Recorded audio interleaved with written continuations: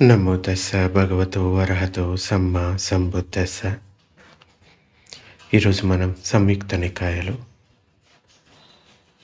అవసుత పర్యాయం గురించి చెప్పుకుందాం. ఆ సుత గురించి దానికన్నా ముందు ఒక 4-5 వీడియోలు ఈ బిచ్చు జీవితంలో ఉన్న నా పర్సనల్ ఎక్స్పీరియన్స్ మీద వీడియోస్ చేయడం జరిగింది. వీటిలో అందరికీ ఒకే విధమైన ఎక్స్పీరియన్స్ ఉండాలని లేదు. ఎందుకంటే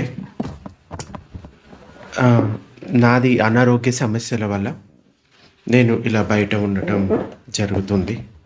లేదంటే మొనాస్ట్రీలో ఉంటే ఎవరికి ఏమీ ఇబ్బంది లేదు.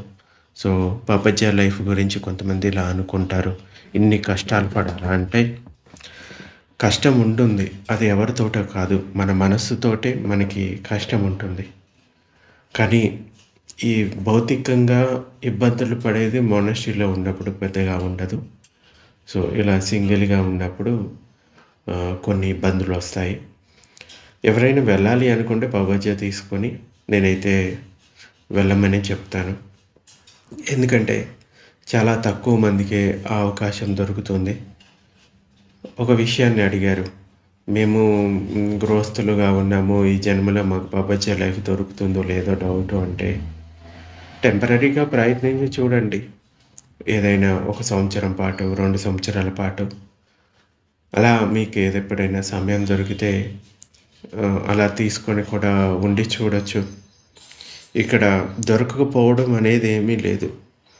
మీరు స్ట్రాంగ్ డిటర్మినేషన్తో ఉంటే తప్పకుండా వెళ్తారు కదా. ఇప్పుడు ఉదాహరణకి కొన్ని వెకేషన్స్ కానీ వెళ్తూ ఉంటారు, 2 నెలలు, నెల, లేకపోతే సమ్ టూర్స్కి. అట్లాగే దీనికి కూడా పెట్టుకోవాలి. సో ఇదేమీ ఒక ప్రత్యేకమైన ఇదిగా చూడకుండా సో వెళ్ళిపోయి చూడాలి అంతే. అంతేగాని ఆలోచిస్తూ కూర్చుంటే ఏది అవ్వదు. అదేవిధంగా పాస్ట్ లైఫ్లో పారమీస్ ఉంటేనే ఇది అవుతారు అంటే అది కొంతవరకు నిజం. బట్ ఈ లైఫ్లో స్ట్రాంగ్ డిటర్మినేషన్ ఉంది పపజ్జా లైఫ్ మీద. నేను ఇంకా దాని మీదే ఫోకస్ చేసి ముందుకు వెళ్తాను అనుకుంటే అందుకు పాస్ట్ లైఫ్ పారమీస్ ఉన్నా లేకున్నా కానీ మీ స్ట్రాంగ్ డిటర్మినేషన్ వల్ల ముందుకు వెళ్ళగలుగుతారు. సో ఇంతకుముందు జన్మలో ఎటువంటి ఫలాలు ఉన్నాయో మనకి తెలియదు. బట్ అట్లీస్ట్ ఇప్పుడు ప్రయత్నిస్తే భవిష్యత్తు జన్మలో అయినా కానీ మనకి ఉపయోగపడుతుంది కదా. అంచేత అట్లీస్ట్ టెంపరీగా అయినా కూడా కొంత ట్రై చేయొచ్చు. 1 year, 2 years, 3 years. But depends on your situations. మీ కుటుంబంలో ఉండే సిచ్యువేషన్స్ ఏంటో అవి చూసుకొని దానికి తగ్గట్టుగా ప్రయత్నించి చూడొచ్చు అంతే. నన్ను అడిగితే ఇప్పుడు కొంతమంది అంటూ ఉంటారు, బంతే ఇట్లాగా విపස්සనా సెంటర్స్లో సేవ చేసుకుంటూ ఉంటే భగవానుడు దీని గురించి ఏం చెప్పాడు అంటే, భగవానుడు సేవలోనే జీవితం మొత్తం గడపమని చెప్పలేదు. ఇప్పుడు సేవ చేయడం వల్ల మీకు పుణ్యం వస్తుంది, అది మంచి విషయమే. కానీ పపజ్జా అన్నది నిబ్బానం నుంచి బయటపడడానికి ఉపయోగపడుతుంది. మీ సమయానంతా కూడా ఇలా సేవ చేయడంలోనే ఉంటే మీ ప్రాక్టీసు కొంతవరకు ముందుకు సాగదు. అంచేత రెండింటిని బ్యాలెన్స్ చేసుకోగలిగితే మంచి విషయమే. అలా కాదు ఇక పూర్తిగా నాకు ఎటువంటి బాధ్యతలు లేవు అనుకుంటే పపజ్జా లైఫ్ బెటర్ అనమాట. సో నేనేమి అది తప్పు అనను.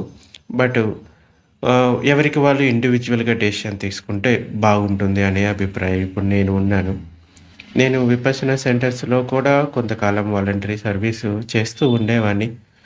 బట్ నాకు ఫైనల్గా అర్థమైంది ఏంటంటే బుద్ధ ఎప్పుడూ కూడా లైఫ్లో ఉండమని ఎక్కువగా ఎంకరేజ్ చేయడు.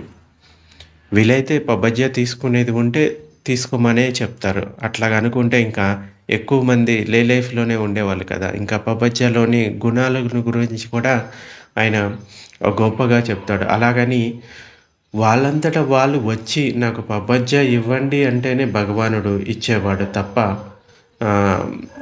ఎవరిని బలవంతంగా ఇది చేయండి అని చెప్పేవాళ్ళు కాదు. మార్గఫలాలు పొందిన తర్వాత కొంతమంది పబ్బజ్జ అడిగేవాళ్ళు. లేదు అంటే కొంతమందికి బాగా ఇదిగా ఉన్నప్పుడు అంటే మూర్ఖంగా ఉన్నప్పుడు మీరు పబ్బజ్జ తీసుకుంటేనే దమ్మ అని చెప్తానంటారు. ఉదాహరణకి 'ఆదిత్య పర్యాయ సుత్త' చెప్పేటప్పుడు కశ్యప సోదరులు ఉంటారు గదా! నది కశ్యప, గయ కశ్యప, ఇంకా ఉరివేల కశ్యప. ఈ ముగ్గురు సోదరులకి ఫస్ట్ పబ్బజ్జ తీసుకోమని చెప్తాడు. ఆ తర్వాత ధమ్మ అని బోధిస్తాడు. సో, అలా ఒక్కొక్క సందర్భంలో ఒక్కొక్క విధంగా ఉంటది. అంటే వాళ్ళు ఆల్రెడీ కొంచెం సన్యాసులుగా ఉన్నారు కాబట్టి పబ్బజ్జ తీసుకోమని చెప్తారు. సో, అంచేత 2 ముఖ్యమే. బటు ఎవరి నిర్ణయం వాళ్ళే తీసుకోవాలనేది నేను అనుకుంటాను. సో, 2 చూడండి. ఏది కరెక్ట్ అనిపిస్తే అది చేయండి. ఇప్పుడు కొంతమంది ఇలా అనుకుంటారు, కేవలం విపశ్యనా ధ్యానమే భగవానుడు చెప్పాడు అంటే, అలా కాదు. ఇంకా ధ్యాన పద్ధతులు ఉన్నాయి. బటు గోయింకా గారు ఇక్కడ మన భారతదేశ ప్రజలకి అర్థమయ్యే విధంగా ఏం చెప్తే బాగుంటుంది అని ఒక వేదనానుపశ్యన తీసుకున్నారు. మళ్ళీ సతిపట్టణంలోకి తీసుకుంటే వేదనానుపశ్యన చెప్తారు. ఇంకా చిత్తానుపశ్యన కూడా చెప్తారు. ఇంకా ధర్మానుపశ్యన కూడా చెప్తారు.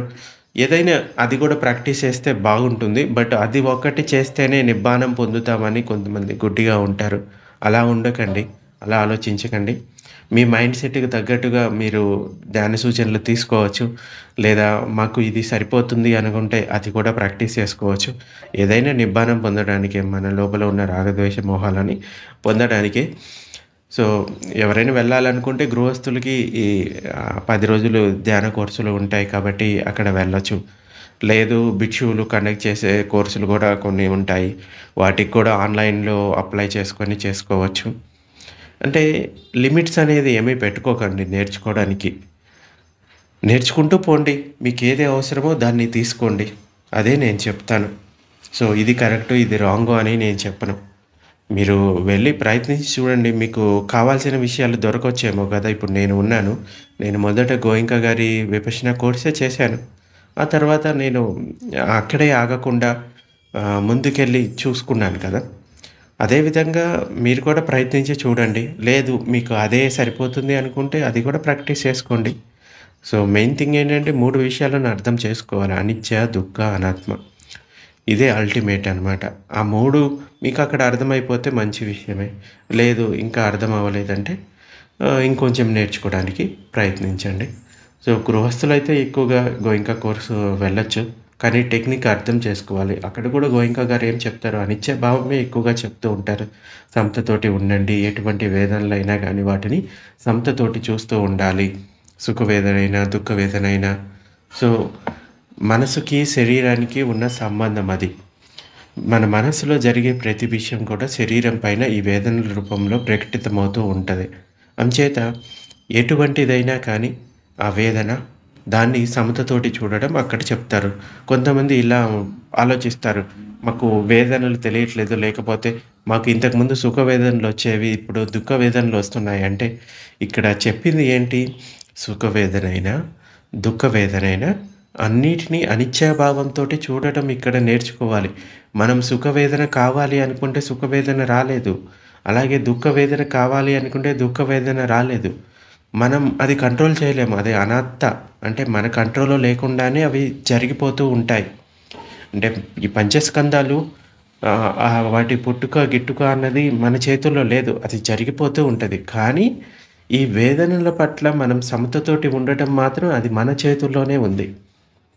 సుఖ వేదనైనా, దుఃఖ వేదనైనా, అదుఃఖ వేదనైనా, ఎటువంటి వేదనైనా గానీ దాన్ని మనం అనిత్య స్వభావంతోటి చూడటం మన చేతుల్లోనే ఉంటుంది. అంచేత ప్రాక్టీస్‌ని సరిగా అర్థం చేసుకొని చెయ్యాలి. సో, అంచేత మళ్ళీ మళ్ళీ చేస్తూ ఉండండి. వీలైనన్ని కోర్స్ చేయండి. ప్రాబ్లమ్ లేదు. లేదు అంటే మెత్తా ప్రాక్టీస్ మీద కూడా కొన్ని కోర్సులు నడుస్తూ ఉంటాయి. ట్రాంక్విలిటీ ప్రాక్టీస్ అని. సో, బంతే విమలా రామ్సీ వాళ్ళది కొన్ని కోర్సెస్ ఉంటాయి. అలాగే ఐఎంసీ వాళ్ళది కూడా కొన్ని కోర్సెస్ ఉంటాయి. ఏదైనా ప్రయత్నించండి. మీకు ఏది ఉపయోగపడుతుందో అది తీసుకోండి. సో, ఇదే ప్రయత్నించమని నేనైతే చెప్పను. బెస్ట్ వే ఏంటంటే త్రిపిటకలు చదువుకోండి. మీకు నచ్చిన విషయాలు దొరికితే దాన్ని ప్రాక్టీస్ చేసుకోండి. అది బెస్ట్ విషయం అని నేను అంటాను. సో, ఒక మంచి కళ్యాణ మిత్రుడు దొరికితే అది మంచి విషయం. అంటే ఒక మంచి గురువు దొరికితే ఇంకా మంచి విషయం. ఎందుకంటే మీకున్న డౌట్స్ క్లియర్ అవుతాయి. మైండ్ సెట్ మార్చుకోవడానికి వీలవుతుంది. అంటే కొన్నిసార్లు కొన్ని చోట్లే స్ట్రక్ అయిపోతూ ఉంటారు సాధనలో. అటువంటప్పుడంటే ఈ కళ్యాణ మిత్రులు మీకు సరైన దిశను చూసిస్తారు. సో, అది మీకు కొంతమంది సరైన సూచనలు ఇవ్వచ్చు, ఇవ్వకపోవచ్చు. బట్ మీరు కొంతకాలం వారితో ఆహ్, చూసిన తర్వాత డిసైడ్ అవ్వాలి. అదేవిధంగా ఒక భిక్షువు గురించి కానీ, లేకపోతే ఒక వ్యక్తి గురించి కానీ వెంటనే ఒక అభిప్రాయానికి రాకూడదు. కనీసం వారితో పాటు 6 నెలలు సమయం గడిపిన తర్వాత వాళ్ళు నిజంగా మంచివాళ్ళా, చెడ్డవాళ్ళా అనేది తెలుసుకోగలుగుతారు. వెంటనే ఒక రోజుకి, 2 రోజులకి అది తెలుసుకోలేరు అనేది భగవానుడే ఒక సూక్తాల్లో చెప్తాడు. కనీసం 6 నెలలు వాడితో పాటు గడపాలి. వాళ్ళ జీవన విధానాన్ని తెలుసుకోవాలి. అప్పుడు ఆ తర్వాత మీరు తెలివైన వారై ఉండాలి. అంటే గురువు అజ్ఞాని అయితే, ఆ శిష్యుడు కూడా అజ్ఞాని అయితే ఇక గురువుతో పాటే ఉంటాడు. అలా కాకుండా ఎవరైతే ఆ వ్యక్తితో గడుపుతున్నాడో ఆ వ్యక్తి కూడా కొంచెం తెలివైన వ్యక్తి అయి ఉండాలి. అప్పుడు వాళ్ళు నిజంగా అటువంటి కళ్యాణ మిత్రులతోటి ఉండాలా లేదా అన్నది డిసైడ్ చేసుకోగలుగుతాం. అంటే ఎటువంటి సత్సంగం మంచిది అనేది డిసైడ్ చేసుకోగలుగుతాం. అంచేత వెంటనే డిసైడ్ అయిపోకండి. కొంత వాళ్ళతోటి టైం స్పెండ్ చేయండి. వాళ్ళ లోపల మీకన్నా కొంచెం మంచి గుణాలు ఉన్నాయంటే అటువంటి వాళ్ళతోటి స్నేహం చేయడం వల్ల మీ లోపల ఆ గుణాలు పెరుగుతాయి తప్ప తగ్గవు.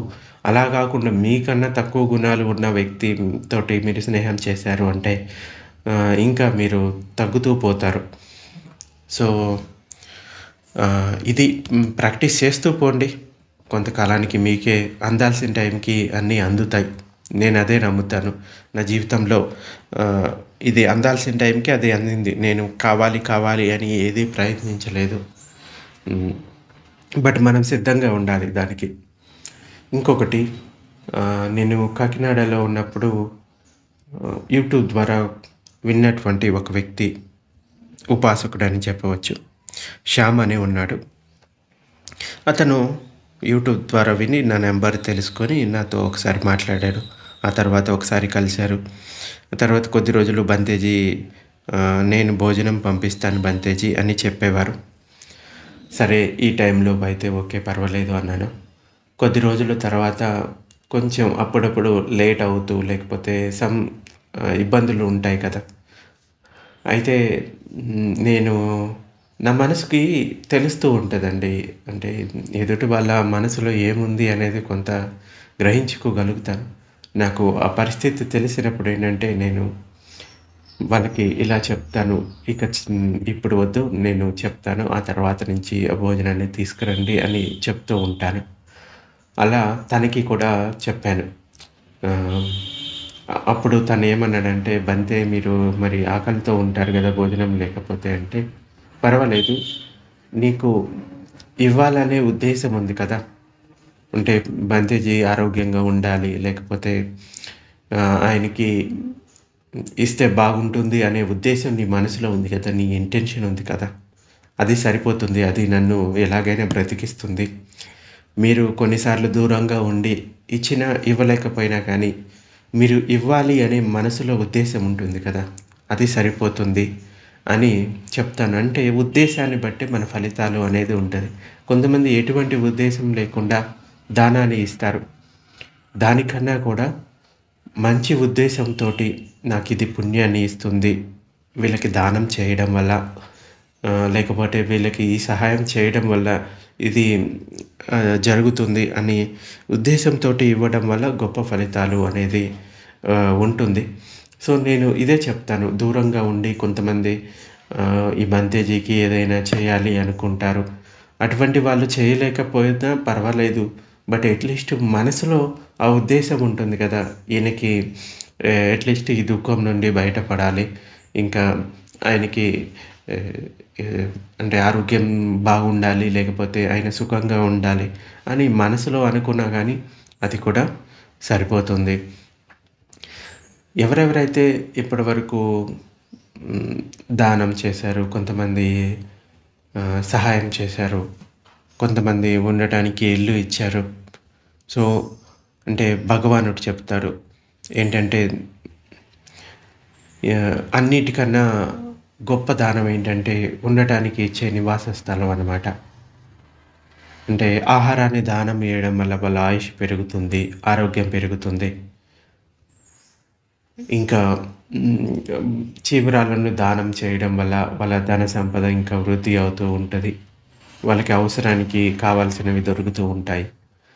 కానీ ఉండడానికి నివాస స్థలాన్ని అంటే కుటీరాన్ని దానం ఇవ్వడం వలన వాళ్ళు అన్నిటిని దానం చేస్తారు. గొప్ప ఫలితమని భగవానుడు ఒక సూక్తాలో చెప్తాడు. ఎనీవే ఇప్పటివరకు ఎవరెవరైతే సహాయం చేస్తూ వచ్చారో, బంతేజీ ఆరోగ్యంగా ఉండాలి అని, లేకపోతే ఆయన సుఖంగా ఉండాలి అని వాళ్ళందరికీ కూడా నా కృతజ్ఞతలు, ధన్యవాదాలు. సో, మీరంతా కూడా ఇలా దాన పారమితను పెంచుకుంటూ పోండి. అది మీకు ధర్మంలో తప్పకుండా సహాయం చేస్తుంది. దానికి ఎగ్జాంపుల్ నేనే అనమాట. నేనే లే పర్సన్‌గా ఉన్నప్పుడు దానం చేస్తూ ఉండేవాడిని. ఒక ఉదాహరణ చెప్పాలి అంటే, నేను ధమ్మం పట్ల ఎంత ఇది ఉంటదంటే, ఒకసారి నేను శ్రీకాకుళంలో ఉన్నప్పుడు అక్కడ అంటే ఒక డాక్టర్ ఉండేవాళ్ళు. డాక్టర్ కనితి విశ్వనాథం అని. ఆయన శ్రీలంక డిస్ట్రిక్ట్‌లో ఫస్ట్ డాక్టర్ అనమాట. ఆయన చాలామందికి చాలా రకాలుగా సహాయం చేస్తూ ఉంటారు అని అక్కడ వెళ్ళిన తర్వాత నాకు తెలిసింది. ఆయన నాకు ధమ్మాని చెప్పడం కోసం ఇన్వైట్ చేశాడు. చాలా పెద్ద వ్యక్తి. అంటే 90 సంవత్సరాలు అలా ఉంటాయి. ఆయన దాదాపు ఒక 50 సంవత్సరాలు, 60 సంవత్సరాల క్రితం నుంచే ఈ పంచశీల ప్రాక్టీస్ చేస్తూ వస్తున్నాడు. కానీ బౌద్ధాన్ని వాళ్ళ ప్రజల్లోకి తీసుకెళ్ళలేకపోయాడు. చెప్తూ ఉండేవాడు. బట్ అంత పూర్తిగా ఆయన తీసుకెళ్ళలేకపోయేవాడు. అయితే అనుకోకుండా ఆంజనేయ రెడ్డి గారి ద్వారా నా నెంబర్ తీసుకొని ఆయన నన్ను కాంటాక్ట్ చేశాడు. మొదటిసారి వెళ్ళినప్పుడు నేను కేవలం ఆయనకి మాత్రమే ఏదైనా ఈ ధమ్మంలో డౌట్స్ ఉంటే, లేకపోతే అలా ఏదైనా సహాయం కావాలంటే చేద్దామన్న ఉద్దేశంతో వెళ్ళాను. కానీ అక్కడ వెళ్ళిన తర్వాత ఆయన స్కూల్స్‌కి, మిగతా విలేజెస్‌కి అలా తీసుకెళ్ళిపోయి వాళ్ళకి చెప్పించేవాడు. నాకు అది ఎప్పుడు అలవాటు లేదు. మొట్టమొదటిసారి అలా జరిగిపోయింది. సో, నేను అనుకోలేదు అట్లాగా వెళ్ళి చెప్తాను, ఇదంతా చేస్తాను అని. సో, ఎప్పుడైనా టైం దొరికినప్పుడు ఒక 10 రోజులు, వారం రోజులు ఆయనకి సమయాన్ని ఇచ్చేవాడిని. అలా ఒకరోజు ఈవినింగ్ టైం అనుకుంటా, బహుశా 5, 6 ఆ టైంలో కాల్ చేసి, "బంతేజీ ఎలా ఉన్నారు? బాగున్నారా? ఎప్పుడు వస్తారు మళ్ళీ మీరు? మీకు టైం ఉంటే ఒకసారి వచ్చి వెళ్ళండి. నేను ఏర్పాటు చేసుకుంటాను" అంటే ఆయన 5, 6కి ఏమో కాల్ చేశాడు. నేను అప్పుడు ఆలోచించి వెంటనే, "సరే అండి, నేను మీకు వీలవుతుందంటే రాత్రికే బయలుదేరుతాను" అని అప్పటికప్పుడు టికెట్ తీసుకొని రాత్రి 7:30కో, 8కో బయలుదేరిపోయాను. అంటే ధమ్మం చెప్పడంలో నాకు ఎలా ఉంటదంటే, ఓకే, మన వల్ల కొంతమందికి ఏదైనా ఉపయోగం ఉంటుంది అంటే, నేను తప్పకుండా 500 కిలోమీటర్లు కాదు, 5000 కిలోమీటర్లైనా వెళ్తాను. కానీ నేను అక్కడికి వెళ్ళడం వల్ల ధమ్మం చెప్పేది లేదు. కేవలం నామమాత్రంగా వెళ్తాను అంటే గనక ఏదో సమావేశాలకి, లేకపోతే అటువంటి వాటికి వెళ్ళాలి అంటే నేను అది దగ్గరగా ఉన్నా గానీ వెళ్ళను. సో, ధమ్మం వాళ్ళకి ఉపయోగపడుతుంది అంటే గనక తప్పకుండా ఎంత దూరమైనా వెళ్తాను. సో, ఒక వారం రోజులకి సమయం పెట్టుకొని అప్పటికప్పుడు బస్ టికెట్ తీసి 7:30కి అలాగ బస్సు ఎక్కేసి రాత్రంతా జర్నీ, తెల్లవారుజాముకి అక్కడికి వెళ్ళిపోయాము. పలాస. అక్కడ వెళ్ళిన తర్వాత ఒకరోజు అక్కడ విలేజెస్‌లో కొన్ని చోట్ల, లేకపోతే కొన్ని స్కూల్స్‌లో చెప్పిన తర్వాత, ఆ తర్వాత రోజు మార్నింగ్ 9కి, 9:30కి బయటకి వెళ్ళడం జరుగుతుంది. ఆయన చాలా పెద్ద మనిషి కాబట్టి అక్కడ ఒకటి ఏదో ఒక చిన్న కాలేజీలో కార్యక్రమం ఏదో జరుగుతూ ఉంది. Blood donation camp, some awareness camp జరుగుతూ ఉంది. అయితే ఆయన్నడిగాను, "ఎన్ని గంటలకు వెళ్తామండి? ఎక్కడున్నారు మీరు?" అంటే, "ఇలా బ్లడ్ డొనేషన్ క్యాంప్‌లో ఉన్నాము" అంటే, నేను వెంటనే చెప్పాను, "సరే అండి, నేను కూడా బ్లడ్ ఇస్తాను. ఎవరైనా వచ్చి నన్ను ఇక్కడి నుంచి తీసుకెళ్ళండి" అని. అప్పటికప్పుడు నేను బ్లడ్ ఇవ్వడానికి వెళ్ళిపోయాను. బ్లడ్ అనే కాదు, ఈవెన్ దో అంటే నా శరీరంలో ఏదైనా ఒకవేళ అవసరమవుతుందంటే అది ఇవ్వడానికి కూడా నేను అంటే త్యాగ గుణాన్ని నేను అంతగా పెంపొందించుకున్నాను. అంటే డబ్బు విషయమే కాదు, ఇలా సందర్భం వచ్చినప్పుడు ఏమీ ఆలోచించకుండా ఇచ్చే గుణము మన లోపల రావాలి. అంటే నేను అప్పటికప్పుడు ఇవ్వగలిగిందేంటి? ఆ బ్లడ్డు. ఇచ్చేసాను, అయిపోయింది. అట్లాగా నాకు ఎప్పటికప్పుడు ఏది దొరికితే అది చేస్తూ పోతూ ఉంటాను. అంటే ఈ త్యాగ గుణము మన లోపల ఉన్న ధర్మంని ఇంకా పెంపొందిస్తుంది. సో, కొంతమంది భయపడుతూ ఉంటారు బ్లడ్ ఇవ్వాలంటే. ఏమి అవ్వదు. అంటే వాళ్ళ ఆరోగ్య పరిస్థితిని చూసుకొని బ్లడ్ ఇస్తే మంచిది. కాకపోతే ఇలా దానం చేయడం వల్ల చాలామందికి ఉపయోగం కూడా ఉంటుంది. అంటే ఈ సందర్భం ఎందుకు చెప్పాను అంటే, ఆయన ఒక్క మాట చెప్పగానే ఆయనే ఆశ్చర్యపోయాడు. ఇదేంటి ఈయన ఇలా వచ్చేసారు. అంటే ఆయన నా లోపల ఉన్న గుణాలను చూసి చాలా రెస్పెక్ట్ చేసేవాళ్ళనమాట. అంటే ఇలాంటి అసలు భిక్షువుని చూసిందే చాలా తక్కువ. అలాగా ఇటువంటి భిక్షువుని చూసిందే చాలా అరుదుగా ఉందని ఆయనకి అనిపిస్తూ ఉండేది. సో, అప్పటికప్పుడు రావడము, లేకుంటే ఇలా ఈ బ్లడ్ డొనేషన్ చేయడము. సో, ఆయనకి ఇంకా శ్రద్ధ పెరిగింది. ఇంకా చెప్పాలి అంటే ఆయన చనిపోయే ముందు చివరి నిమిషంలో కూడా నా మాటలు వింటూ చనిపోయారని అక్కడ ఉన్నవాళ్ళు చెప్తారు. అంటే ఆయన నా ప్రవచనాలు వింటూ ఉండేవాళ్ళు. ధమ్మపదము అది. సో, ఆహ్, ఆయన బహుశా వాళ్ళ ఇంట్లో ఎవరి మాట కూడా కొంచెం వినడానికి అంత ఇది చేయరు. ఆయన చెప్పిన మాటే అందరూ వింటారు. కానీ ఆయన నేను ఏదైనా చెప్పాను అంటే అది వింటారు, ఆలోచిస్తారు. సో, ధమ్మం పట్ల ఆయనకున్న శ్రద్ధ. అంటే ఒక మంచి సత్సంగం దొరికితే ఎటువంటి ఫలితాలు వస్తాయనేది ఈ సందర్భం అనమాట. అక్కడ చాలా స్కూల్స్‌కి వెళ్ళాము. అలా చెప్పడం జరిగింది. ఇప్పుడు లేదులెండి, ఆయన చనిపోయిన తర్వాత దాన్ని ఎవరు పట్టించుకోవట్లేదు. సో, ఇలా ఎప్పుడు ఏ సహాయం చేయగలిగితే ఆ త్యాగాన్ని మనం మన లోపల పెంపొందించుకుంటూ పోవాలి. ఆ త్యాగ గుణము మనల్ని ఇంకా ధర్మంలో ముందుకు తీసుకెళ్తుందనే ఎగ్జాంపుల్ నేను చెప్తున్నాను. అంటే నేను మిగతా వాళ్ళని చేయమని చెప్పే ముందు నేను చేసిన తర్వాత దాన్ని మిగతా వాళ్ళకి చెప్పాలి అనేది నేను అనుకుంటాను. సో, అంటే నా గురించి తెలుసుకోవాలి అనుకుంటే నాతో 6 నెలలు ప్రయాణం చేయాలి.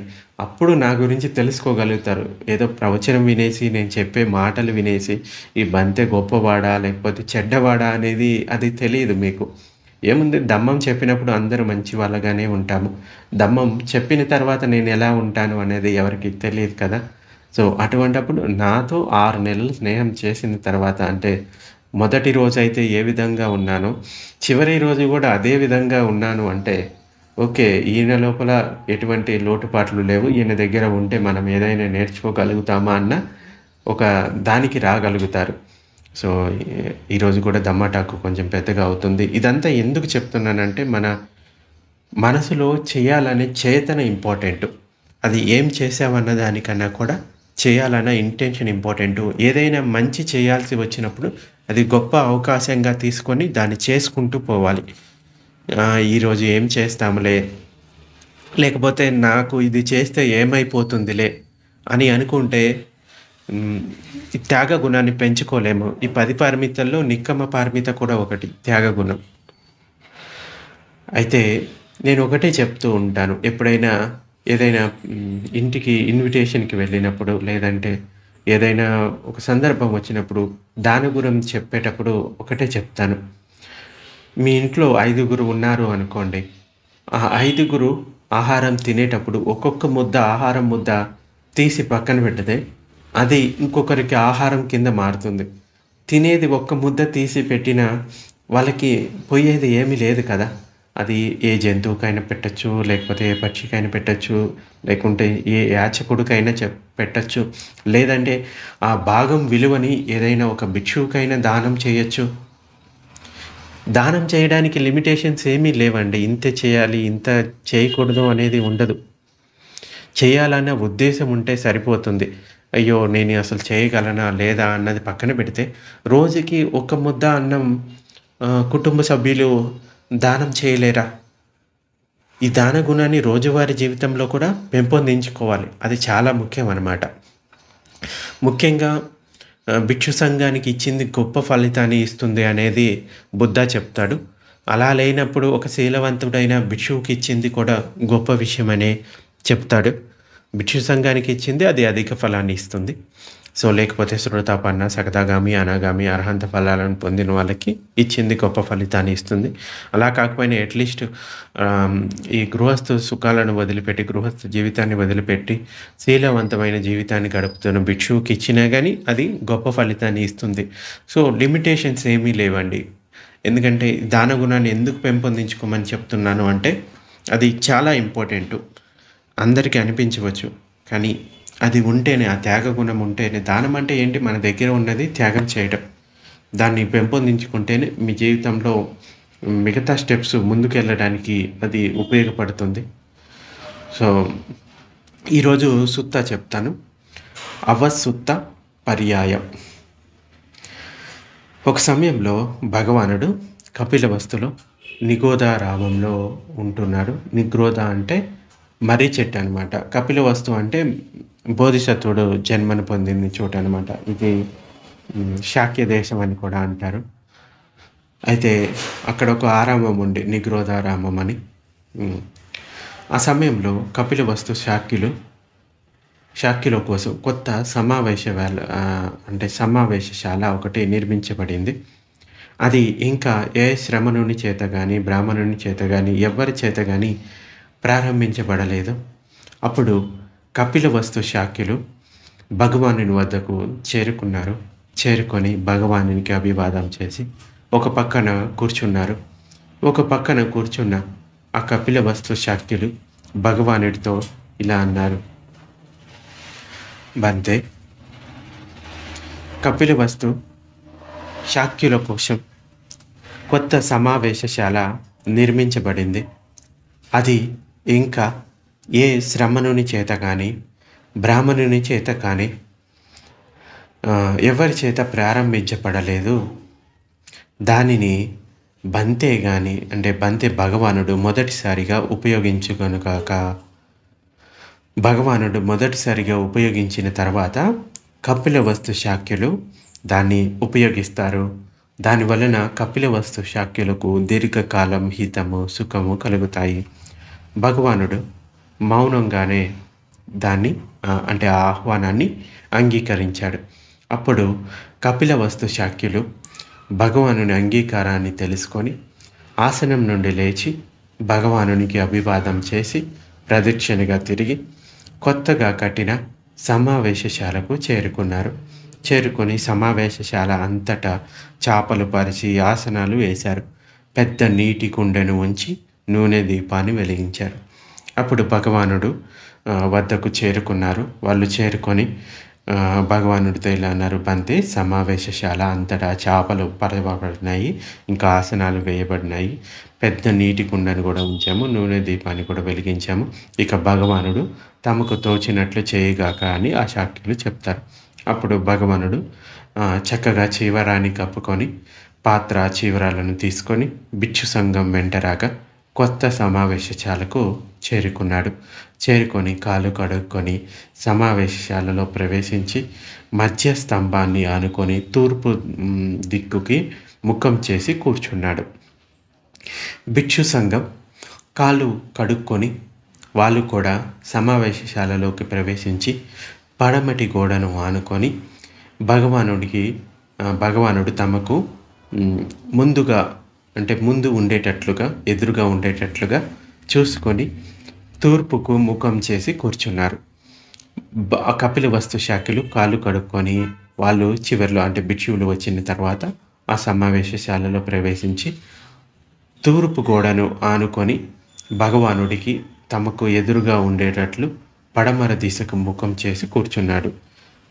అప్పుడు భగవానుడు రాత్రి పొద్దుపోయేంత వరకు తన ధార్మిక ప్రసంగంతో కపిలవస్తు శాక్యులకు మార్గాన్ని చూపించాడు, బోధించాడు, ఉత్తేజపరిచాడు, వాళ్ళని సంతోషింపజేశాడు.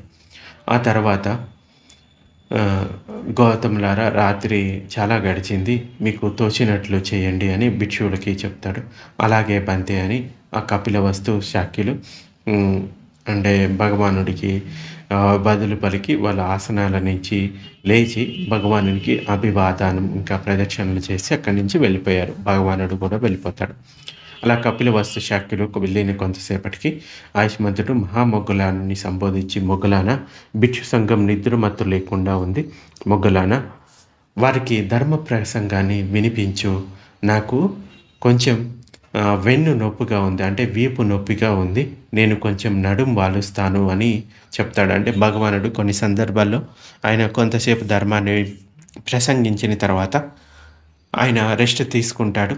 అప్పుడు అక్కడ ఎవరైనా భిక్షువు కానీ లేకపోతే సారిపుత్ర బంతే, మహామొగ్గులాన బంతే ఉంటే వాళ్ళని ఈ ధర్మ ప్రసంగం కంటిన్యూ చేయమని చెప్తారనమాట. సో ఈ అర్హంతులైన ఇంకా బుద్ధుడు అయినా కానీ ఈ శారీరక అనారోగ్యం అన్నది ఉంటుంది, కానీ వాళ్ళు మానసిక దుఃఖాన్ని పొందరు. శారీరక దుఃఖం అయితే ఉంటుంది, కానీ మానసిక దుఃఖం అయితే ఉండదు. ఇలా కొన్ని సందర్భాల్లో మనం చూస్తూ ఉంటాం. ఆయనకి వీపు నొప్పిగా ఉందని అంటాడు. కొన్నిసార్లు ఆయనకి నీళ్ళ విరోచనాలు అయినట్టుగా, లేకపోతే కొన్నిసార్లు ఉదరం అంటే కడుపు నొప్పి ఉన్నట్టుగా ఇలా కనబడుతూ ఉంటుంది. సో ఇలా మహామొగ్గులాన బంతేకి చెప్పి భగవానుడు రెస్ట్ తీసుకుంటాడు. అలాగే బంతే అని ఆయుష్మంతుడు మహామొగ్గులానుడు భగవానుడికి బదులు పలికాడు. అప్పుడు భగవానుడు తన సంగాటిని అంటే భిక్షువులకుండే ఇంకొక చివర, మందపాటి చివర, దాన్ని 4 ముడతలు వేసి పరుచుకొని కాలు మీద కాలు వేసుకొని కుడి పక్క మీద ఎరుకతోటి, అంటే ఆయన తలకి చెయ్యి పెట్టుకొని, ఇప్పుడు మహాపరినిబ్బాన స్టాచ్యూ ఉంటుంది కదా, అలా పూర్తి ఎరుకతోటి లేవవలసిన సమయాన్ని మనసులో ఉంచుకొని సింహశయ్యలో పడుకున్నాడు. అప్పుడు ఆయుష్మంతుడు మహామొగ్గులానుడు సాధారణంగా కొన్నిసార్లు భగవానుడు ఏ దిక్కు వైపు పడుకొని ఉంటాడు అనేది ఒకసారి చూసుకుంటే దక్షిణ దిక్కు వైపు తిరిగి పడుకుంటాడు. అలాగనేం లేదు, ఏ దిక్కు వైపు పడుకున్నా ఏం లేదు. బట్ సాధారణంగా మనకి ఎక్కడో ఒక చోట కనబడుతూ ఉంటుంది త్రిపిటకంలో, దక్షిణ దిక్కు వైపు తలను పెట్టి పడుకున్నట్టుగా, అంతే. అయితే ఆయన రెస్ట్ తీసుకుంటున్నాడు. అప్పుడు ఆయుష్మంతుడు మహామొగ్గులానుడు భిక్షువులని సంబోధించి ఆయుష్మాన్ భిక్షువులారా అని చెప్తాడు. ఆయుష్మాన్ అని ఆ భిక్షువులు కూడా మహామొగ్గులాన బంతేకి బదులు పలుకుతారు. ఆయుష్మంతుడు మహామొగ్గులానుడు ఇలా అన్నారు, ఆయుష్మంతులారా, కామ రాగాలతో చిత్తం మలినమయ్యే విధానాన్ని, మలినం కాని విధానాన్ని ఉపదేశిస్తాను. మనస్సుని చక్కబరుచుకొని దాన్ని వినండి, చెప్తాను అని చెప్తాడు. అలాగే ఆయుష్మాన్ అని ఆ భిక్షువులు ఆయుష్మంతుడు మహామొగ్గులాన బంతేకి బదులు పలికారు. అప్పుడు మహామొగ్గులానుడు ఇలా అన్నాడు, ఆయుష్మంతులారా, కామ రాగాలతో చిత్తం ఎలా మలినమవుతుంది? అంటే ఈ రాగద్వేషాలు లేకపోతే కామం ఎలా ఉత్పన్నమవుతుంది? ఆయుష్మంతులారా, ఇక్కడ భిక్షువు కంటితో రూపాన్ని చూసి ప్రియ రూపాన్ని ఇష్టపడతాడు, అప్రియ రూపాన్ని ద్వేషిస్తాడు. ఎరుక లేకుండా పరిమితమైన చేతనతోటి ఉంటాడు, అంటే మైండ్ఫుల్నెస్ ఉండదు.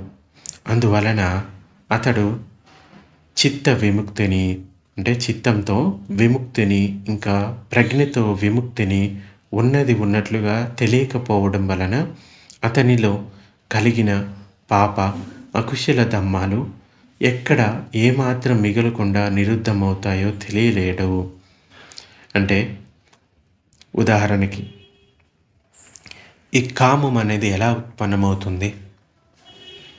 ఈ ఇంద్రియాల ద్వారానే. అంటే కంటితోటి ఏదైనా ఒక రూపాన్ని చూస్తాడు, చూడగానే అతని మనసులో ఇష్టంగా తోస్తుంది. ఇష్టంగా తోయగానే ఏమనిపిస్తుంది? ఇది అందంగా ఉంది, ఆహా ఎంత బాగుంది, ఇది నేను పొందాలి అనే కోరికను కలిగించుకుంటాడు. లేదు అంటే ఏదైనా ఒక రూపాన్ని చూస్తాడు, ఇది నాకు అయిష్టంగా ఉంది అని దాని పట్ల ద్వేషాన్ని పొందుతాడు.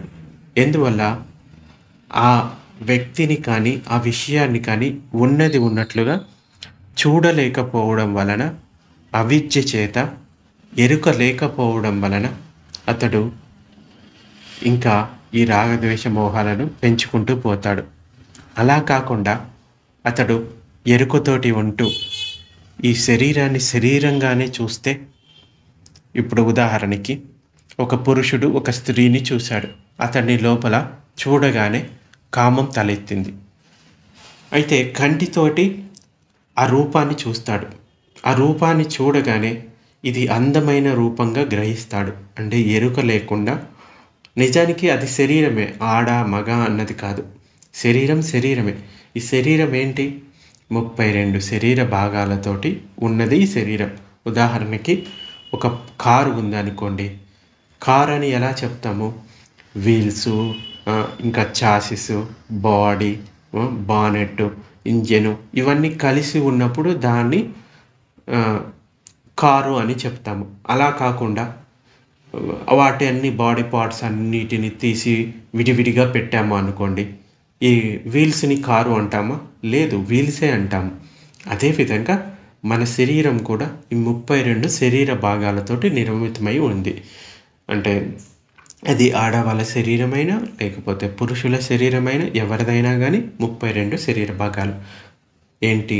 మాంసము, చర్మము, రక్తము, నరాలు, మూత్రపిండాలు, గుండె, ఊపిరితిత్తులు, ఎముకల గూడు అంటే అస్థిపంజరము, లోపల ఉండే మలము, ఇంకా ఉమ్మి, ఇంకా కఫము, కన్నీరు, చెవిలో నుంచి వచ్చే గుమిలి, ఇంకా పెద్ద పేగులు, ఇలా 32 శరీర భాగాలు ఉన్నాయి. అయితే ఎవరైనా ఒక స్త్రీ రూపాన్ని చూశాడు, పురుషుడు అనుకోండి. చూడగానే ఈ 32 శరీర భాగాలే ఆ స్త్రీ రూపం అన్న విషయాన్ని మర్చిపోతాడు. మర్చిపోయి ఏం చేస్తాడు? ఈ స్త్రీ అందంగా ఉంది, ఆహా ఈమెను పొందితే బాగుంటుంది అనే కోరిక కలిగించుకుంటాడు. అది దేనివల్ల కలుగుతుంది? విషయాన్ని ఉన్నది ఉన్నట్లుగా చూడలేకపోవడం వలన. దానికి ఈ అశుభానుసతి అనే ప్రాక్టీస్ చేయడం అన్నమాట. అంటే ఏదైతే శుభంగా అనిపిస్తుందో, అంటే ఈ శరీరాన్ని శుభంగా చూస్తాడు, కానీ దాంట్లో అశుభాన్ని చూస్తే ఈ 32 శరీర భాగాలు ఉన్నాయి. లేదంటే అశుభ ప్రాక్టీస్ ఎలా చేస్తారు అంటే 10 రకాల శవాల మీద వాటిని తలుచుకుంటూ ఉబ్బిపోయిన శరీరం, రక్తం చిందినటువంటి శరీరం, అంటే ఈ చనిపోయిన తర్వాత ఆ శరీరం పైన ఎవరికైనా కోరిక కలుగుతుందా? అప్పటికీ కోరిక కలిగిందంటే ఆ శరీరాన్ని చూడు, దాని నిజతత్వాన్ని చూడు. ఒక 4 రోజులు కనుక ఒకరు స్నానం చేయకుండా ఉంటే ఎంత మురికి పట్టిపోతుంది, ఈ శరీరం నుంచి ఎంత దుర్గంధం వస్తుంది. అటువంటి ఈ శరీరాన్ని పొందాలి అనే కోరిక అతన్ని దుర్గతులకు తీసుకెళ్ళి వెళ్తుంది. అంటే ఈ కామ విషయాలు అన్నవి అతని దుర్గతి పాలు చేస్తాయి. అంచేత విషయాన్ని ఉన్నది ఉన్నట్లుగా చూడటం మొదలుపెట్టాలి. అంచేత ఒకానొక భిక్షువు ఈ అస్థిపంజరం మీద ధ్యానం చేస్తూ ఉండేవాడు. అతడు ఎంత ప్రాక్టీస్ చేశాడు అంటే, ఇక అతనికి ఏ వ్యక్తిని చూసినా కేవలం అస్థిపంజరమే కనిపిస్తూ ఉండేది. ఆడ మగ అన్న తేడా కూడా అతనికి కనిపిస్తూ ఉండేది కాదు. కేవలం అస్థిపంజరం మాత్రమే కనిపిస్తూ ఉండేది. అలా ఒకసారి భర్తతోటి గొడవ పడిన ఒక స్త్రీ తన పుట్టింటికి వెళ్తూ ఉంటుంది. వెళ్తూ ఈ భిక్షువుని చూసి నవ్వుకుంటూ వెళ్తుంది. అయితే ఆ భర్త ఆమెను వెతుక్కుంటూ అదే దారిలో వచ్చి ఈ భిక్షువు దగ్గరికి, నా భార్య ఇటువైపుగా వెళ్ళిందా అంటే, ఏమో నాకు తెలీదు, కానీ ఇటువైపుగా ఒక అస్థిపంజరం నవ్వుకుంటూ వెళ్ళింది అని చెప్తాడు. అంటే అతడు ఈ రూపాన్ని ఎరుకతోటి చూస్తున్నాడు. అది స్త్రీయా, అందంగా ఉందా, అందంగా లేదా అనేది చూడట్లేదు. కేవలం ఎముకల గూడు మాత్రమే. అందరి శరీరం కూడా కేవలం ఎముకల గూడే. మనం చనిపోయిన తర్వాత కొద్ది రోజుల తర్వాత ఆ శవాన్ని కనుక తీసి చూస్తే ఏమవుతుంది? ఈ శరీరం మీద ఉన్నదంతా పోతుంది. కేవలం ఎముకల గూడు మాత్రమే మిగిలి ఉంటుంది. సో ఈ ఎముకల గూడు ఇంకా దాని మీద పై పూతలు ఉన్న ఈ శరీరాన్ని మనం అందంగా ఉందని దాని పట్ల కామాన్ని పెంచుకుంటూ పోతే మీ లోపల ఉన్న సంస్కారాలు ఇంకా పెరుగుతూ పోతాయి. ఈ కామ సంస్కారాలు అపాయ లోకాలకు వారిని తీసుకొని వెళ్తాయి. సో ఇది చాలా ప్రాక్టీస్ అవసరం అవుతుంది.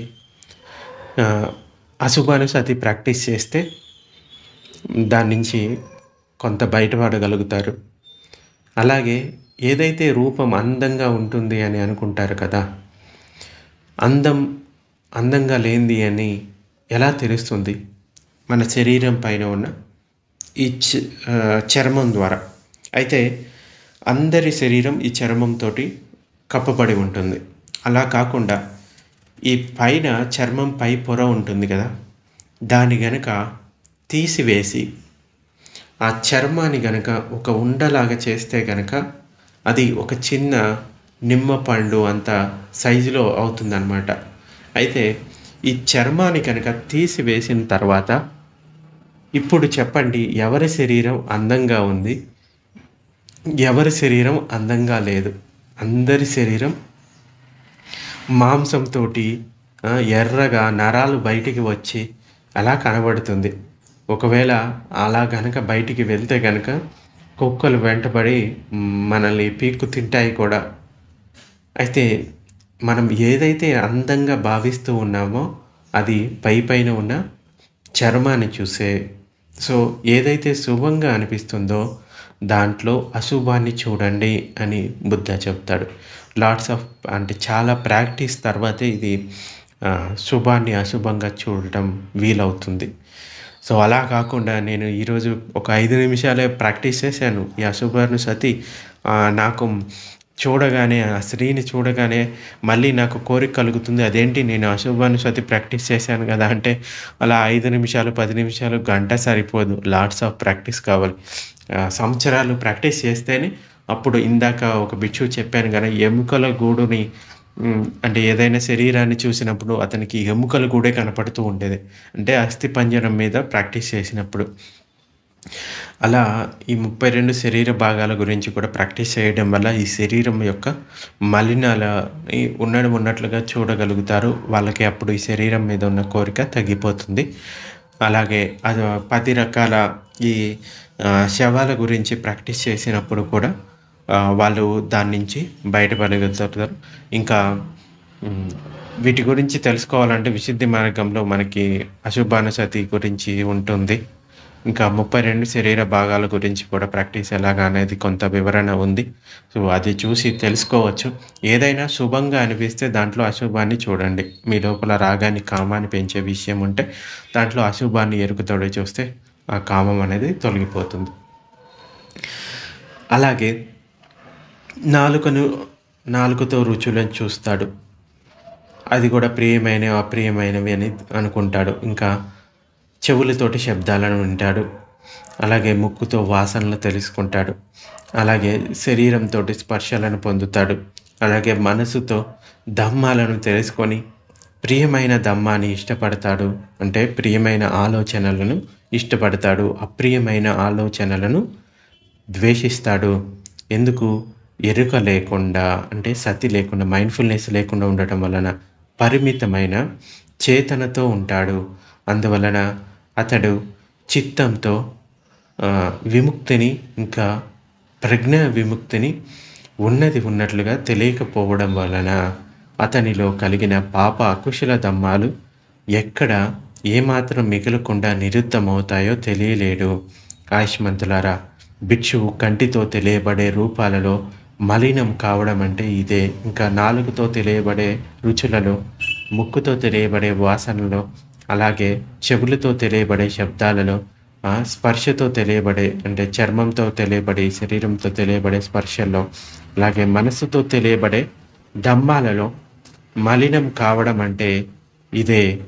ఆయుష్మంతులారా, ఇలా ఉండే భిక్షువు కంటి ద్వారా మారుడు చేరుకుంటాడు. మారుడు అంటే మన లోపల ఉండే బలహీనతలే మారుడు, వేరే ఇంకెవరూ కాదు.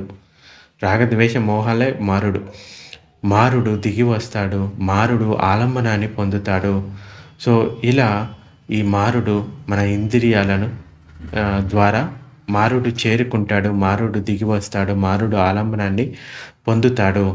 సో మనస్సు ద్వారా మారుడు చేరుకుంటాడు, అంటే మిగతా ఇంద్రియాల ద్వారా కూడా అతడు చేరుకుంటాడు. అలా మారుడు దిగి వస్తాడు, మారుడు ఆలంబనాన్ని పొందుతాడు. ఆయుష్మంతులారా, బాగా ఎండిన చెమ్మ ఏమాత్రం లేని 13 సంవత్సరాలు నిండిన ఒక రెల్లు కొట్టం, అంటే గడ్డి కొట్టం ఉందనుకుంది. తూర్పు దిశ నుండి ఎవరైనా గడ్డి వీటిని పట్టుకొని దానికి దగ్గరగా వచ్చి అగ్గి అంటుకుంటుంది. అంటే ఒక గడ్డి కొట్టం ఉందనుకోండి, అది 13 సంవత్సరాలు అయితే ఏమవుతుంది, పూర్తిగా పచ్చిదనం అంతా పోయి ఎండిపోతుంది. అయితే వెలిగించే కాగడాన్ని పట్టుకొని దానికి దగ్గరగా వెళ్ళినా కానీ అది అగ్గి అంటుకుంటుంది, అగ్నికి ఆలంబనం దొరుకుతుంది.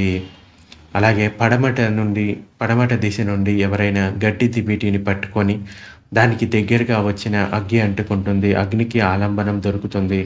అలాగే ఉత్తర దిశ నుండి, దక్షిణ దిశ నుండి, కింద నుండి, పై నుండి, ఏ దిశ నుండి ఎవరైనా గడ్డి వీటిని పట్టుకొని దానికి దగ్గరగా వచ్చిన అగ్గి అంటుకుంటుంది, అగ్నికి ఆలంబనం దొరుకుతుంది. అదేవిధంగా భిక్షువులారా, ఈ విధంగా ఉండే భిక్షువును కంటి ద్వారా కూడా మారుడు చేరుకుంటాడు, మారుడు దిగి వస్తాడు, మారుడు ఆలంబనాన్ని పొందుతాడు. అలాగే చెవి ద్వారా, నాలుక ద్వారా, ఇంకా ముక్కు ద్వారా, ఇంకా స్పర్శ ద్వారా మనసులో కూడా మారుడు చేరుకుంటాడు, మారుడు దిగి వస్తాడు, మారుడు ఆలంబనాన్ని పొందుతాడు. ఆయుష్మంతులారా, ఇలా ఉండే భిక్షువు రూపాలను ముంచివేస్తాయి. అటువంటి భిక్షువుని రూపాలను అతడు ముంచివేయలేడు. శబ్దాలు ముంచివేస్తాయి, శబ్దాలను అతడు ముంచివేయలేడు.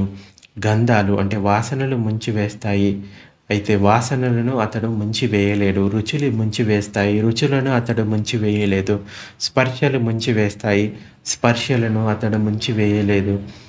ఇంకా దమ్మాలు ముంచివేస్తాయి, దమ్మాలను అతడు ముంచివేయలేడు. ఆయుష్మంతులారా, ఈ భిక్షువు రూపాలచే ముంచెత్తబడిన వాడవుతాడు, శబ్దాలచే ముంచెత్తబడిన వాడవుతాడు, వాసనలచే ముంచెత్తబడిన వాడవుతాడు, రుచులచే ముంచెత్తబడిన వాడవుతాడు, స్పర్శలచే ముంచెత్తబడిన వాడవుతాడు, దమ్మాలచే అంటే ఆలోచనలచే ముంచెత్తబడిన వాడవుతాడు. ముంచెత్తబడిన వాడే కానీ ముంచెత్తబడని వాడు కాదు, అంటే వాటిలో ఇరుక్కుపోయిన వాడవుతాడు. అంటే ఈ ఇంద్రియాలు చెప్పినట్టుగా అతడు వింటాడు, కానీ అతను చెప్పినట్టుగా ఈ ఇంద్రియాలు వినవు అని చెప్తున్నాడు. ఇంకా ఈ భిక్షువు మలిన కారకమైన, అంటే పునర్జన్మకు కారకమైన, చిక్కులకు కారకమైన, దుఃఖ ఫలాన్ని ఇచ్చేవి అయిన జన్మ, ముసలితనం, మరణాలను తెచ్చేవి అయిన పాప అకుశల ధర్మాలతో ముంచెత్తబడిన వాడు అవుతాడు. మరి ఆయుష్మంతులారా, ఈ కామరాగాలతో చిత్తం ఎలా మలినం కాదు? ఆయుష్మంతులారా, భిక్షువు ఇక్కడ కంటితో రూపాన్ని చూసి ప్రియ రూపాన్ని ఇష్టపడడు, అప్రియ రూపాన్ని ద్వేషించడు. ఎరుకతోటి అపరిమితమైన చేతనతోటి ఉంటాడు.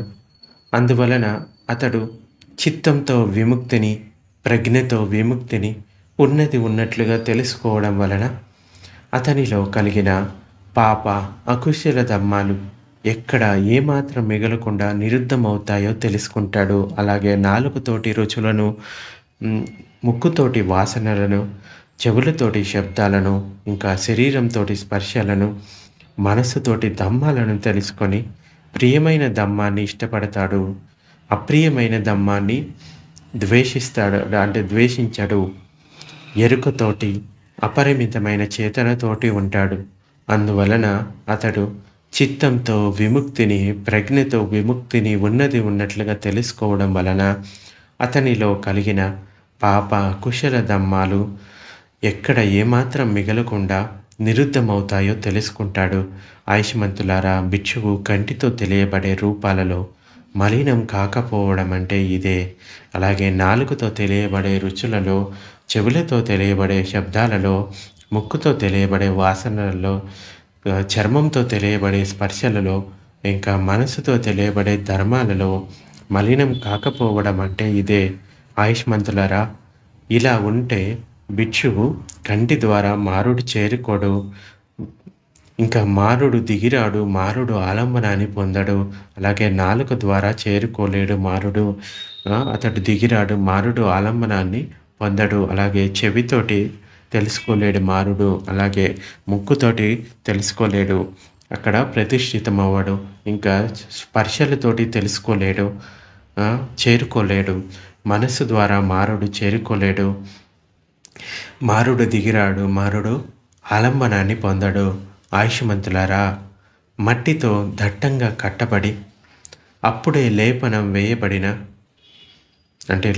చేయబడిన కుటాగారశాల ఉందనుకుందాం. తూర్పు దిశ నుండి ఎవడైనా గడ్డి వీటిని పట్టుకొని దానికి దగ్గరగా వచ్చిన అగ్గి అంటుకోదు, అగ్నికి ఆలంబనం దొరకదు. పడమట దిశ నుండి ఎవడైనా గడ్డి వీటిని పట్టుకొని దానికి దగ్గరగా వచ్చిన అగ్గి అంటుకోదు, అగ్నికి ఆలంబనం దొరకదు. అలాగే ఉత్తర దిశ నుండి, అలాగే దక్షిణ దిశ నుండి, కింద దిశ నుండి, పై దిశ నుండి, ఏ దిశ నుండి ఎవరైనా గడ్డి వీటిని పట్టుకొని దానికి దగ్గరగా వచ్చిన అగ్గి అంటుకోదు, ఎందుకంటే అగ్నికి ఆలంబనం దొరకదు. ఇదే విధంగా ఆయుష్మంతులారా, ఈ విధంగా ఉండే భిక్షువును కంటి ద్వారా కూడా మారుడు చేరుకోడు, మారుడు దిగిరాడు, మారుడు ఆలంబనాన్ని పొందడు. అలాగే మిగతా ఇంద్రియాల ద్వారా కూడా, మనస్సుతో కూడా మారుడు చేరుకోడు, మారుడు దిగిరాడు, మారుడు ఆలంబనాన్ని పొందడు. ఆయుష్మంతులారా, ఇలా ఉండే భిక్షువుని రూపాలు ముంచివేయలేవు. రూపాలను అతడు ముంచివేశాడు, శబ్దాలను భిక్షువును ముంచివేయలేదు. శబ్దాలను అతడు ముంచివేశాడు, గంధాలను అంటే వాసనలను భిక్షువు ముంచివేయలేదు, గంధాలను అతడు ముంచివేశాడు. అలాగే రుచులు భిక్షువుని ముంచివేయలేదు, రుచులను అతడు ముంచివేశాడు. స్పర్శలు భిక్షువుని ముంచివేయలేదు, స్పర్శలను అతడు ముంచివేశాడు. దమ్మాలను భిక్షువుని ముంచివేయలేదు, దమ్మాలను అతడు ముంచివేశాడు. ఆయుష్మంతులారా, ఈ భిక్షువు రూపాలచే ముంచబడినవాడు, అలాగే శబ్దాలచే ముంచబడినవాడు, గంధాలచే ముంచబడినవాడు, రుచులచే ముంచబడినవాడు, స్పర్శలచే ముంచబడినవాడు, దమ్మాలచే ముంచబడినవాడు. ముంచబడినవాడై కానీ ముంచబడినవాడు కాడు. అంటే ఈ ఇంద్రియాలు అతను ఆధీనంలో ఉంటాయి కానీ ఇంద్రియాల ఆధీనంలో అతను ఉండడు. ఈ భిక్షువు మలిన కారకమైన, పునర్జన్మకు కారకమైన, చిక్కులకు కారకమైన, దుఃఖ ఫలాన్ని ఇచ్చేవి అయిన జన్మ జరాలను అంటే ముసలితనం, మరణాలను తెచ్చేవి అయిన పాప అకుశల ధర్మాలతో ముంచబడినవాడు అవుతాడు. అప్పుడు ఇలా పలికిన ఆయుష్మంతుడు మహామొగ్గలాలని భగవానుడి సంబోధించి, సాధు సాధు అంటే భగవానుడు ఇలా అంటాడు, సాధు సాధు మొగ్గలాన నీవు మలినపరిచే ఇంకా మలినపరచని విధానాలను గురించి మాట్లాడటం బాగుంది అని భగవానుడు అంటాడు. అప్పుడు ఆయుష్మంతుడు మహామొగ్గలానుడు ఇలా అన్నాడు, భగవానుడు ఆమోదించాడు అని సంతోషంతో ఆ భిక్షువులు ఆయుష్మంతుడు మహామొగ్గలాన్ని చెప్పిన ఉపదేశాన్ని సంతోషంతో అభినందించారు. అంటే మన ఇంద్రియాలతోటి ఏవైనా రూపాలను చూసినా, శబ్దాలను తెలుసుకున్నా, వాసనలను తెలుసుకున్నా, రుచులను తెలుసుకున్నా, స్పర్శలను తెలుసుకున్నా, అలాగే మనసులో ఉండే ఆలోచనలను తెలుసుకున్నా, అక్కడ ఇవి ప్రియమైనవి, ఇవి అప్రియమైనవి అని విలువ కట్టకుండా సమతతోటి, ఉపేక్షతోటి ఉండటం నేర్చుకుంటే అవి కొంతకాలానికి తొలగిపోతాయి. సో అవి మనం చెప్పినట్టు వింటాయి. అవి చెప్పినట్టు మనం వినడం కాకుండా మనం చెప్పినట్టు అవి వింటాయి. అప్పుడు మారుడు మనల్ని ఏమీ చేయలేడు. సో ఇది ఈరోజు ప్రవచనం.